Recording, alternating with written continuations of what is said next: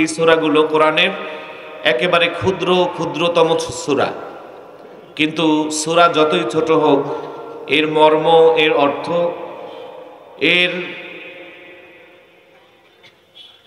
যে ফিলোসফি, এর যে দর্শন, আল্লাহ পাক কোন সূরাকেই ছোট বানান নাই। প্রত্যেকটা সূরার ফিলোসফি এবং দর্শন এত যে গোটা পৃথিবী গবেষণা করে কোনো এক সূরার ফাতু বিসূরাতিন মিন মিসলিহি একটা আয়াতের পরিমাণ গবেষণা করে গোটা বিশ্ববাসী মিলে তাদের প্রজন্মের পরে প্রজন্ম শেষ হয়ে যাবে, এরপরেও কোরআনে হাকিমের ছোট্ট আয়াতের ব্যাখ্যা শেষ হবে না। বলি সুবহানাল্লাহ। সূরা আসর, সূরা কি? আল্লাহ পাক বলছেন ওয়াল আসরে। আসরুন শব্দের অর্থ দাহার, যুগ। আসরুন শব্দের একটি অর্থ কি? দাহার, যুগ। এক যুগ কত বছরে? 12 বছরে এক যুগ, আবার 12 মাসে এক বছর। তাহলে 12 মাসে এক বছর, 12 বছরে এক যুগ। এই যুগকে বলা হয় আসর। আল্লাহ পাক বলছেন ওয়াল আসরে, যুগের কসম। যদি আমরা যুগ 12 বছর, 12 বছরে এক যুগ ধরি তাহলে 12 বছরের কসম। আবার সূরা আসর, আসরুন শব্দের অর্থ আই ওয়াক্তুন, ওয়াক্ত, সময়। যদি এভাবে বলি তাহলে ওয়াল আসরে, সময়ের কসম। সময়ের দাম আল্লাহর কাছে আছে না নাই? সময়ের দাম এত বেশি, আল্লাহর হাবিব সাল্লাল্লাহু আলাইহি ওয়াসাল্লাম হাদিসে পাকের মধ্যে বলেছেন লাইসা ইয়াতাহাসসারু আহলুল জান্নাতি ইল্লা সাআতান মাররাত বিহিম লাম ইয়াযকুরুল্লাহ তাআলা ফিহা। এই পৃথিবীতে মানুষ বসবাস করেছে, অবস্থান করেছে, তার জন্য বরাদ্দকৃত হায়াত পরিসমাপ্তি করে ইন্তেকালের মাধ্যমে সে আলামে বারজাখের অতিথি হয়েছে। সেখান থেকে সে হয় জান্নাতি হয়েছে অথবা জাহান্নামী হয়েছে। যারা জান্নাতি হবে এদের কোনো আফসোস থাকতে পারে? আলহামদুলিল্লাহ বলেন। জান্নাতীদের কোনো কি নাই?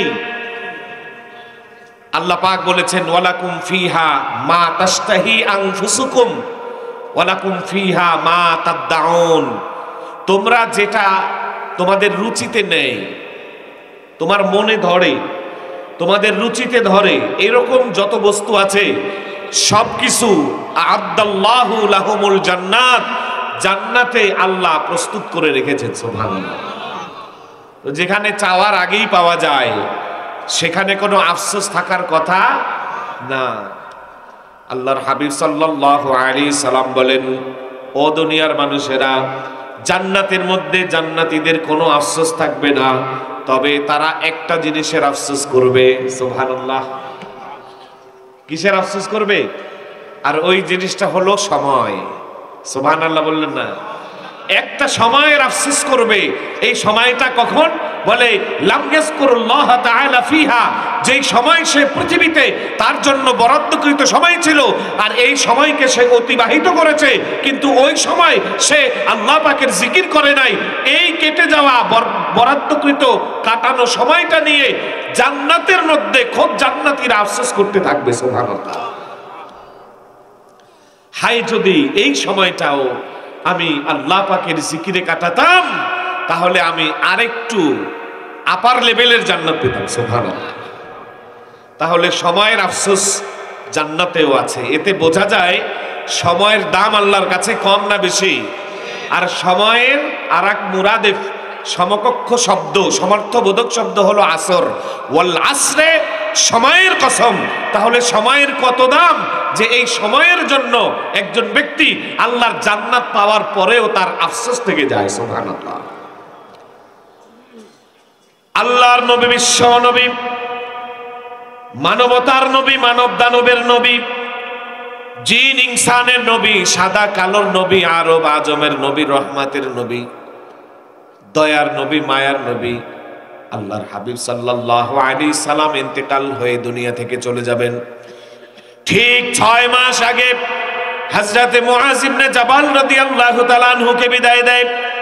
ইয়ামানের জরুরি ভিত্তিতে গভর্নর পাঠানো লাগবে সেখানে গভর্নর হিসেবে আল্লাহর নবী তার প্রিয় সাহাবী হযরতে মুআজ ইবনে জাবাল রাদিয়াল্লাহু তাআলা আনহুকে চয়ন করলেন, নির্বাচন করলেন, ইলেকশনার সিলেকশন করলেন, আর মুআজ ইবনে জাবাল রাদিয়াল্লাহু তাআলা আনহুকে পাঠিয়ে দেন। ওই সময় বললেন, মুআজ তুমি যে ইয়ামানে যাচ্ছ, আমি মুহাম্মাদুর রাসূলুল্লাহ সাল্লাল্লাহু আলাইহি সাল্লামের মনে হয় এই যে আমাকে দেখে নিচ্ছ, প্রাণ ভরে আমাকে দেখে নাও, এরপর হয়তো তুমি আর আমার জীবিত দেখা পাবে না। মা ইয়ানতিকু আনিল হাওয়া ইন হুয়া ইল্লা ওয়াহয়ুন ইউহা। আল্লাহর নবী নিজের থেকে কোনো কথা বলতেন না, যা বলতেন সব কথা আল্লাহ পাকের ইশারায়, আল্লাহ পাকের মাধ্যমে বলতেন। আল্লাহ যেই কথা বলতে বলতেন ওইটা বলতেন, আল্লাহ যেটা বলতেন নিষেধ করতেন ওটা বলতেন না। মুহাম্মদ হারগিজ না গুফতা তানা গুফতা জিবরাইল, মুহাম্মদ হারগিজ না গুফতা তানা গুফতা জিবরাইল, জিবরাইল হারগিজ না গুফতা তানা গুফতা রব জলিল। হযরতে মুআজ কেঁদে ফেললেন। বাহনের পিছনে উটের বাহনের পিঠের উপরে বসা ছিলেন, এমন সময় কান্নার অতি সজ্জার কারণে তিনি বাহন থেকে পড়ে যাওয়ার উপক্রম হলেন। হায় রে, এমন কথা বিশ্ব নবীর মুখ থেকে কোনোদিন আসে নাই, তিনি কোনোদিন বলেন নাই। তাতে করে বোঝা যায় এখানে অবশ্যই আল্লাহর ইশারা আছে। আর আমি পরবর্তী সফরে রাহমাতাল লিল আলামিনের চাঁদের চেয়েও এই সুন্দর জান্নাতি চেহারাটা জীবিত অবস্থায় বুঝি আর দেখতে পাবো না। আল্লাহর হাবিবের চোখের পানিতে বুক ভাসছে। মুআজকে বিদায় দিচ্ছেন। কাউকে বিদায়ের সময় একটি নির্দিষ্ট গন্তব্য পর্যন্ত এগিয়ে দেয়া সুন্নাত। মুআজ রাদিয়াল্লাহু তাআলা আনহু তিনিও চোখের পানি ছেড়ে ছেড়ে কাঁদছেন।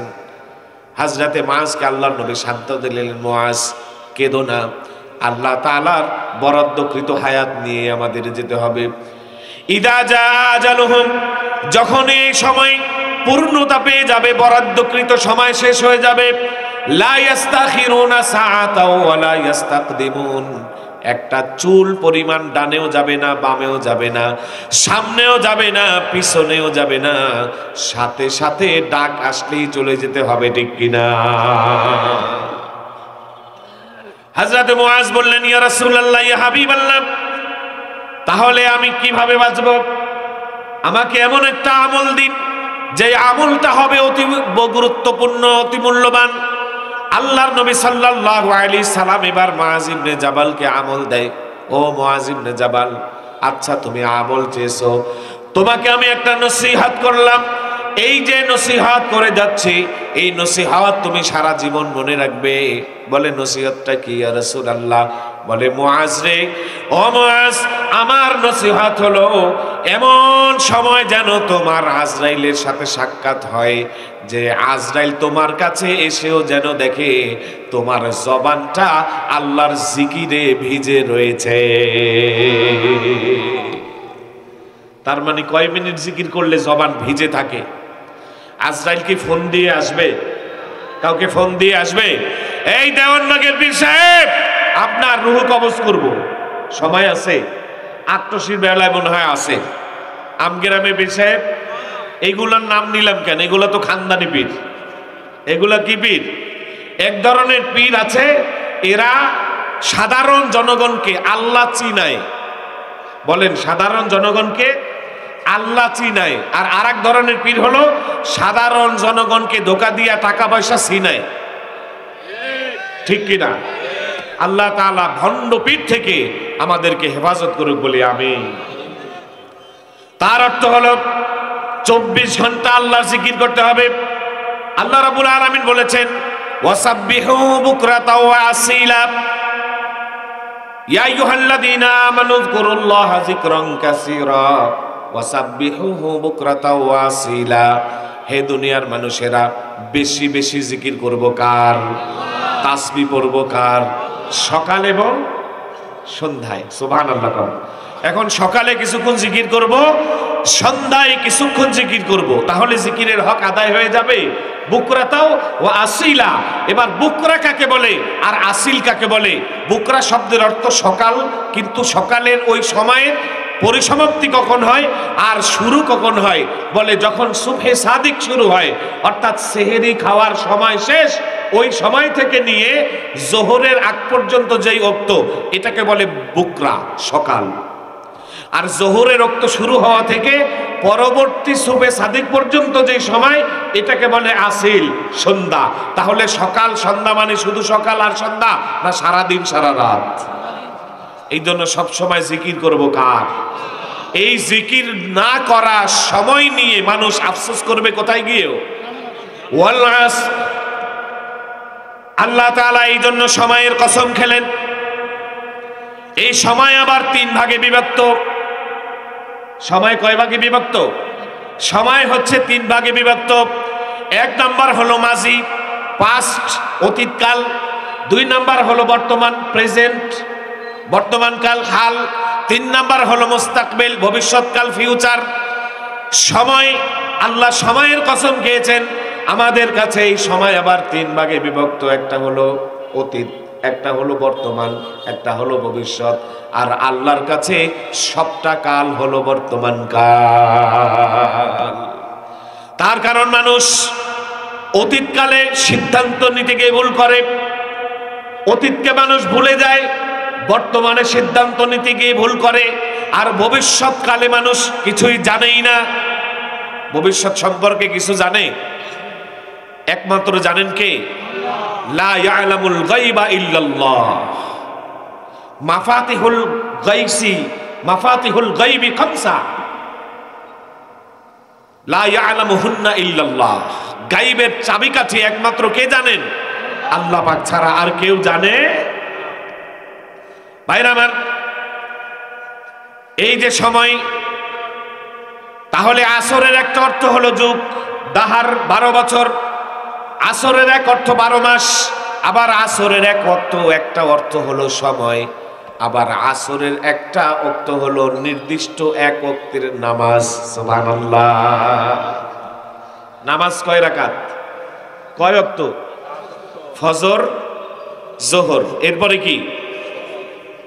এরপরে মাগরিব, এরপরে এশা। তাহলে মাগরিব, এশা 2, ফজর, জোহর 2, মাঝখানে কোনটা? একেবারে মিডল পয়েন্টে। মূলত আসরের নামাজ প্রথম নামাজ। সুবহানাল্লাহ বলেন। সমস্ত নবীদের উপরে আসরের নামাজ ফরজ ছিল। সুবহানাল্লাহ। হাফিজুস সালাওয়াত ওয়াস সালাতিল উস্তা। তোমরা নামাজ সংরক্ষণ করো, হেফাজত করো। আসরের নামাজকে আল্লাহ বিশেষভাবে উল্লেখ করে বলেছেন, তোমরা আসরের নামাজকে হেফাজত করো। সুবহানাল্লাহ। তাহলে ওয়াল আসরি, কিসের কসম? আসরের কসম। আসরের একক তো কি আছে? নামাজ আছে। এই নামাজের উপরে আবার একটা পরীক্ষা আছে। সুবহানাল্লাহ। আসরের কি আছে? নামাজ আছে। এই নামাজের আবার কি আছে? পরীক্ষা আছে। আবার আসরের নামে কোরআনে কি আছে? সূরা আছে। এশা, মাগরিব, জোহর, এই নামে সূরা পাবেন না। শুধু 2টা সূরা পাবেন, 2 ওয়াক্ত নামাজ। একটা হলো ফজর, আর একটা কি? আসর। আমরা পৃথিবীতে কেউ বেঁচে থাকবো? কারো এরকম আত্মবিশ্বাস থাকবে যে আমরা বেঁচে থাকবো? তাহলে সকলকে পৃথিবী থেকে বিদায় নিতে হবে, ঠিক কিনা? আজ বা কাল চলে যেতেই হবে। যাবার পরে আমাদেরকে কবরস্থ করে রাখা হবে। আল্লাহর হাবিব সাল্লাল্লাহু আলাইহি সাল্লাম বলেন, কবরস্থ করে দেওয়ার পর মানুষগুলো যখন বাড়ির দিকে ফেরে, তখন ওই কবর ইয়াতি ইলাইহি মালাকান, 2 জন ফেরেশতা আসে। সুবহানাল্লাহ বলেন। কয়জন ফেরেশতা? এরা এসে প্রশ্ন করে কি করে না? কয়টা প্রশ্ন করে? জোরে বলেন কয়টা? সারা জীবন আমরা শুনছি 3টা, আসলে প্রশ্ন করে 4টা। সারা জীবন আমরা প্রশ্ন শুনছি কয়টা? আসলে প্রশ্ন করে কয়টা? 1 নাম্বার প্রশ্ন, মান রব্বুকা, তোমার রব কে? আমাদের রব কে? সন্দেহ আছে আপনাদের? পুলিশে ধরবে, আয়না ঘরে মনে হয় নেবে। তাহলে আল্লাহর নাম জোরে বলা যায়? চিৎকার করে বলেন, মান রব্বুকা, আমাদের রব কে? 1 নাম্বার প্রশ্ন। 2 নাম্বার প্রশ্ন কি? ওয়ামা দীনুকা, তোমার ধর্ম কি? তোমার দিন কি? তোমার ধর্মের নাম ইসলাম। রদিতু বিল্লাহি রাব্বা ওয়া বিল ইসলামি দীনা। সুবহানাল্লাহ বলেন। 2 নম্বর হচ্ছে তোমার দিন কি? এই প্রশ্নের উত্তরে আমরা কি বলবো? দীনি আল ইসলাম, আমার দিন হচ্ছে ইসলাম। 3 নম্বরে ওয়ামান হাদার রাজুল আল্লাযী বুইসা ফীকুম বা ওয়ামান নাবিয়্যুকা, তোমার নবীকে, আমাদের নবীকে মুহাম্মাদুর রাসূলুল্লাহ সাল্লাল্লাহু আলাইহি সাল্লাম। তিনি শুধু আমাদেরই নবী না, তিনি কুল কায়নাতের নবী, জিন ইনসানের নবী, সমস্ত নবীদেরও নবী। সুবহানাল্লাহ। এই 3টা প্রশ্নের উত্তর যারা দিতে পারবে তাদেরকে 4 নাম্বার প্রশ্ন করবে। আল্লাহ আমাদের সকলকে এই প্রশ্নের উত্তর দেওয়ার তৌফিক দান করুক বলি আমিন। 3টা প্রশ্নের উত্তর দেয়া হয়ে গেছে, এবার কয় নাম্বার প্রশ্ন? মা ইলমুকা মা ইউদ্রিক। বলবে তুমি যে প্রশ্নের উত্তর দিলা, এই উত্তর যে দিয়েছো, এই উত্তর পেয়েছো কোথায়? কে শিখিয়েছে? সুবহানাল্লাহ বলেন। সে বলবে করাতু কিতাব আল্লাহ, আমি আল্লাহর নাজিলকৃত এক ঐতিহাসিক মহাগ্রন্থ আল কোরআন পড়েছি। সুবহানাল্লাহ বলেন। করাতু কিতাব আল্লাহ, আমি আল্লাহর কিতাব পড়েছি। ও আদরাকতু ফিহি, এবং ওই কিতাবের মধ্যে আমি পেয়েছি। সুবহানাল্লাহ। আল্লাহর কিতাব কোরআন পড়েছি, কোরআন জেনেছি, কোরআন মেনেছি, কোরআনের উপরে আমল করেছি। আবার ওই কোরআনের মধ্যে পেয়েছি রব্বি আল্লাহ দীনি আল ইসলাম ও নবী মুহাম্মাদুন রাসূলুল্লাহ সাল্লাল্লাহু আলাইহি ওয়াসাল্লাম। 4টা প্রশ্নের উত্তর যখন দেয়া হয়ে যাবে, এবার এই কবরের মধ্যে একটি গায়বী আওয়াজ আসবে, সাদাকা আবদি, আমার বান্দা সত্য সত্য উত্তর দিয়েছে। আল্লাহু আকবার। ও ফেরেশতারা, সে একটি ঠান্ডা কবরের মধ্যে আছে, ভিজা মাটির কবরের মধ্যে আছে, অসম্মানী অবস্থায় আছে। এই অবস্থায় তাকে রেখো না, তার এই ভিজা কবরটাকে, ঠান্ডা কবরটাকে, আরো ঠান্ডা কবরটাকে শান্তিময় করে দেওয়ার জন্য তার কবরে আফরিসুলাহু ফিল জান্নাহ, তার কবরকে জান্নাতের বিছানা বানায়া দাও। ওয়া আলবিসুহু মিনাল জান্নাহ, কবরে সে এসেছে সাধারণ মার্কিন কাপড় নিয়ে, 3 টুকরা কাফনের কাপড় নিয়ে, যদি মা বোন হয় 5 টুকরা কাফনের কাপড় নিয়ে, এই সস্তা কাপড় নিয়ে কবরে এসেছে।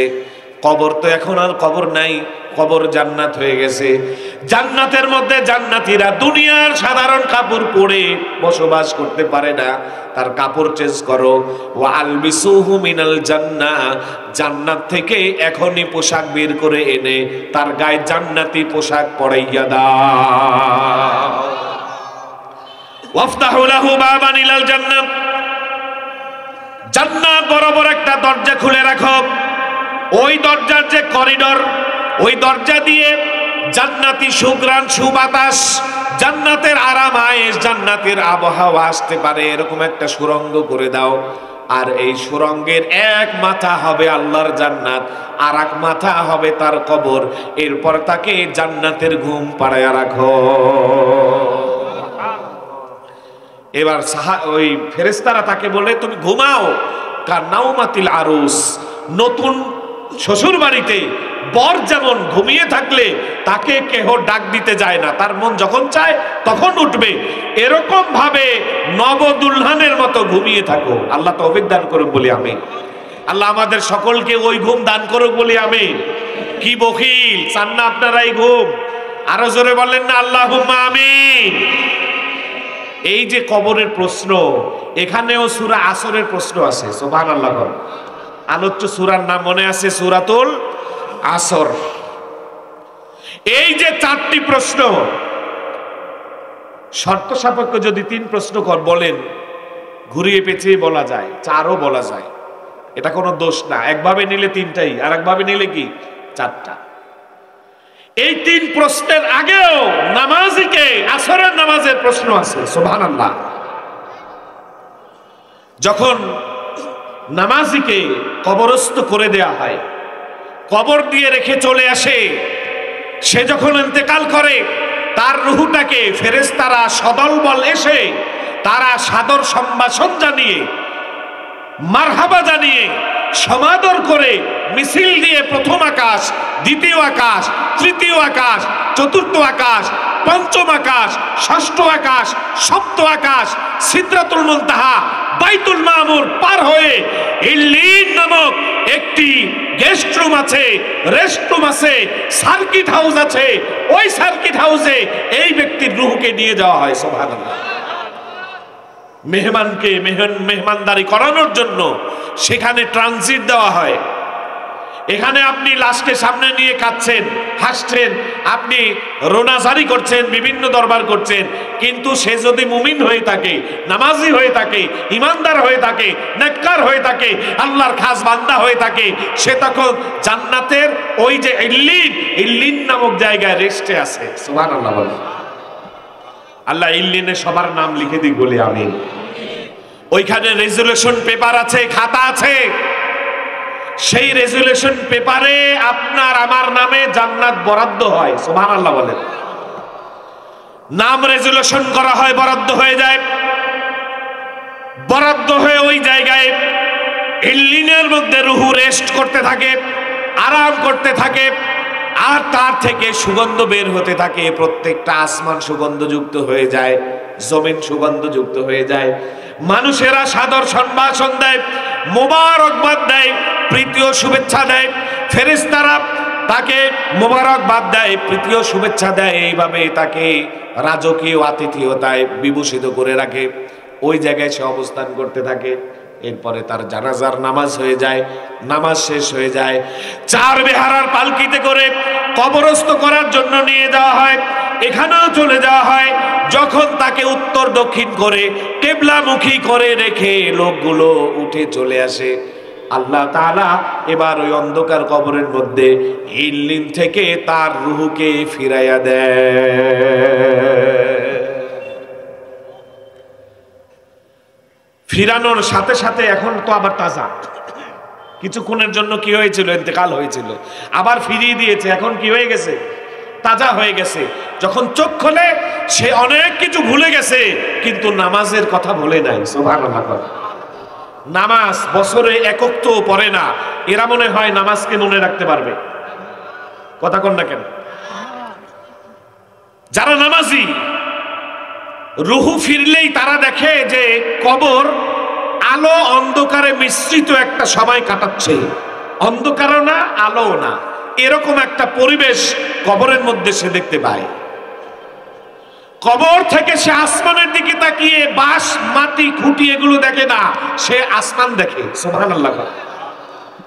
আসমানের দিকে তাকিয়ে সে দেখে ওই দিন, ওই সময়, দিন হোক বা রাত হোক। নামাজি ব্যক্তি দেখতে থাকে যে সূর্যটা এখনই ডুবে যাবে, ডুবে যাওয়ার উপক্রম হয়েছে, দিনের একেবারে পরিসমাপ্তি ঘটবে, অর্থাৎ আসরের সময় পার হয়ে মাগরিবের সময়ের মধ্যে দিন প্রবেশ করছে। তাহলে কবরেও আসরের সময় আছে না নাই? আলোচ্য সূরার নাম কি? সূরাতুল আসরে, ওয়াল আসর। এই জন্য আল্লাহ পাক আসরের কসম খাচ্ছেন, কত গুরুত্বপূর্ণ আসর।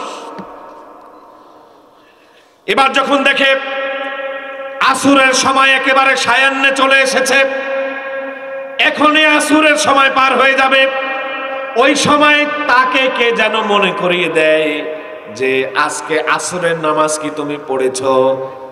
তার মনে পড়ে আমি আসরের নামাজ পড়ি নাই। সুবহানাল্লাহ। এটা তার মনে পড়ছে। এই মনে করে দেওয়ার মালিক কে? আল্লাহ। হায় হায়, আসরের নামাজটা তো আমি আদায় করি নাই, এই কথা তার মনে পড়ে যাবে। মনে পড়ার সাথে সাথে তার ভিতরে জ্বালা উঠে যাবে। এই জ্বালা কি? এটা বেনামাজিকে বোঝানো যাবে না, বেনামাজি বুঝবেও না। এই জ্বালা শুধুমাত্র নামাজিরা বুঝবে। সুবহানাল্লাহ। কি যাতনা বিষে বুঝিবে সে কিসে, কবু আসি বিষে দংশে নিজারে, যতদিন না হবে তোমারই অবস্থা আমারই সম, চিরসুখী জন ভ্রমে কি কখন ব্যথিত বেদনা বুঝিতে কি পারে, আয় মালামাত করনে वालो तुझ में हो इंसाफ अगर इश्क से माजूर मुझको छोड़ मलामत से गुजर, आए देखने वालों मुझे हंस के ना देखो, तुमको भी मोहब्बत का ही मुझसा ना बना दे। सुभान अल्लाह। মনে পড়ে যায়, হায় হায়, আমি তো আসরের নামাজ আদায় করি নাই, কিন্তু দিন পার হয়ে যাচ্ছে। আই সোখতা যা ফোক দেয়া ক্যা মেরে দিল মে, হায় শোলা জানে আগ কা দরিয়া মেরে দিল মে। পেরেশান হয়ে যাবে, বিচলিত হয়ে যাবে, চিন্তিত হয়ে যাবে, হায় হায় দিন কেটে যাচ্ছে, আমি তো আসরের নামাজ এখনো পড়ি নাই, আমার কি হবে? সুবহানাল্লাহ। এর মধ্যে দুইজন লোক দেখতে পাবে, ইউকালু লাহুমা মুনকার ওয়া নাকির। একজনের নাম কি, আর একজনের নাম নাকির। এই দুইজন লোক তাকে এসে প্রশ্ন করছে, মান রব্বুকা, বলে রাখো তোমার প্রশ্ন, আগে ওযুর পানির ব্যবস্থা করো। সুবহানাল্লাহ। হায় আল্লাহ, কারে প্রশ্ন করতে আসলাম? প্রশ্ন করার আগে সে উল্টা আমাদের কাছে চায়, প্রশ্ন করে, আমি ওযুর পানি চাই। আল্লাহ বলে যে ওযুর পানি দাও, তারপরে কথা বলো। সুবহানাল্লাহ। সম্মান আছে না নাই? কার কাছে? দুনিয়ার কাছে সম্মান না থাকতে পারে, নামাজের মূল্যায়ন আল্লাহর কাছে আছে, ঠিক কি না? আল্লাহ তাআলা নামাজের জন্য জান্নাত আদেনিন, আদন নামক জান্নাত নিজের হাতে বানিয়েছেন। সুবহানাল্লাহ। ফেরেশতারা বলেন, রব্বুল আলামিন, নিয়ম হচ্ছে আমরা যখন এসে কোন মৃত ব্যক্তিকে প্রশ্ন করি, মান রব্বুকা, এই প্রশ্নের উত্তরে সে বলবে রব্বি আল্লাহ। প্রশ্ন করব আমা দীনুকা, তোমার দিন কি? উত্তরে বলবে দীনি আল ইসলাম। প্রশ্ন করব আমার নবিয়ুকা, তোমার নবীকে? উত্তরে বলবে নবিয়ুনা মুহাম্মাদুর রাসূল সাল্লাল্লাহু আলাইহি ওয়াসাল্লাম। এই প্রশ্নের উত্তর সে দিল না, উল্টা আমরা বললাম, প্রশ্ন করলাম উত্তর চাওয়ার জন্য, আর সে আমাদের কাছে পানি চায় ওযু করার জন্য। আল্লাহ তাআলা বলেন, ও ফেরেশতারা, খবরদার খবরদার, আমার বান্দার সাথে বেয়াদবি না করে আমার নামাজি বান্দাকে আগে ওযুর পানি দিয়ে দাও। যারা আসরের নামাজ জীবনেও পড়ে নাই, এরা বোধহয় ওযু করার পানি পাবে। কি বলেন? বিশ্বাস হয় আপনাদের? ঠিক আছেন তো আপনারা? তাহলে ওযুর পানি পাওয়ার জন্য কোন ওয়াক্তের নামাজ লাগবে? শুধু আসর পড়বো আজকে থেকে, আর অন্য ওয়াক্ত পড়া যাবে না নাকি? 5 ওয়াক্ত নামাজ আছে না নাই? নামাজ দিয়েছেন কে? কদ আফলাহাল মুমিনুন। কদ আফলাহা, এখানে আসলে বিশ্লেষণের বিষয় আছে। কদ ইউফলিহু আসতো, কিন্তু ইউফলিহু না এসে আফলাহা এসেছে। অর্থাৎ এখানে আল্লাহ তাআলা অতীতকাল না নিয়ে, বর্তমান ভবিষ্যৎ না নিয়ে, অতীতকাল নিয়ে বলেন যে মুমিনরা সফলকাম হয়েই গেছে যখন সে নামাজি হয়ে গেছে। সুবহানাল্লাহ বলেন, আল্লাযীনা হুম ফি সালাতিহিম খাশিউন, আই খাইফুনা ওয়া সাকিনুনা ফি সালাতিহিম, যারা নামাজে একাগ্র চিত্রে আল্লাহকে ভয় করে, আল্লাহর জন্য, দ্বীনের জন্য, আল্লাহর কাছে নামাজি পরিচয়, মুমিন পরিচয় দেওয়ার জন্য নামাজের মধ্যে ভীত হয়, আল্লাহ তাআলা তাদেরকে তার জান্নাত দিয়ে দেন। কোন ওয়াক্তের কথা বলছিলাম? আল্লাহ তাআলা বলেন, ওয়াল আসর, আসরের কসম। এই যে আসরের নামাজ, এবার এই ব্যক্তি ওযু করেছে, ওযুর পানি পেয়ে তাড়াতাড়ি এদিকে ওয়াক্ত চলে যায়, দ্রুত ওযু করে ফেলেছে। ওযু করে এবার কবরের মধ্যে এই ব্যক্তি নামাজে দাঁড়িয়ে গেলেন। নামাজে দাঁড়িয়ে বলে আলহামদুলিল্লাহি রাব্বিল। প্রশ্ন কি ছিল? মান রব্বুকা, রবের প্রশ্ন। প্রশ্ন ছিল কি? রবের প্রশ্ন। আল্লাহ কয়, আচ্ছা ফেরেশতারা কেমন জানো? আল্লাহ বলেন, ফেরেশতারা সে কি বলল? আল্লাহ সে বলছে রব্বুল আলামিন। কয় তাহলে তোমরা কি প্রশ্ন করেছিলা? কয় প্রশ্ন করেছিলাম মান রব্বুকা। বলে তাহলে তার মধ্যে রব আসেনি? বলে হ্যাঁ, তার কথার মধ্যে রব আছে, রবের উত্তর আছে।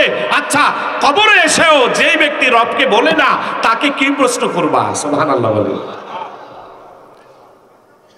কবরটা জান্নাতের বিছানা বানায় দাও, জান্নাতের পোশাক পরাইয়া দাও, নবদুলহার মতো ঘুম পাড়াইয়া রাখো। সুবহানাল্লাহ বলেন, এই ঘুম থেকে আর জাগবে না।